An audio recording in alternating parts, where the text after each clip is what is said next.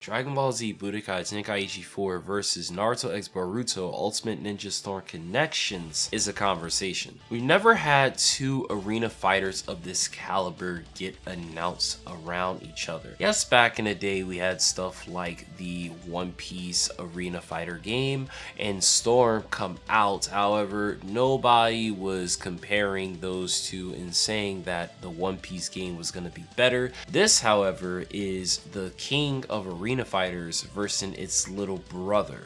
Let's call it what it is. If you play Budokai Tenkaichi 3, its mechanics make Storm Connections seem like a playtest for graphics. But pretty much, the people who are hyped about Storm versus Budokai Tenkaichi from that understanding like the one button mashers versus the ones that take more complexity. However, the fact is we don't know if Bandai is going to actually be utilizing that style of combat, because if they end up going the simple route, then honestly it becomes a contest of which series you like better and not which game is better.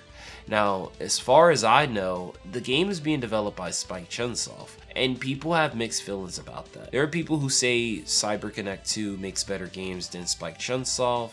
They look at things like Jump Force, One Punch Man, J-Star's Victory Versus, and they make that argument, which is why it's odd that people are saying that Budokai Tenkaichi 4 is better when we don't know anything about it, and a lot of people in the community don't like Spike Chunsoft. The fact of the matter is that people who are saying this game versus this game and this game is better don't have an understanding. Now, the Naruto game isn't safe either, because despite having a bunch of iterations of it, combat roughly has stayed the same, with only after the first two games they finally added the substitutions, and then only after a few more games they added the switch mechanics and then the guard break mechanics.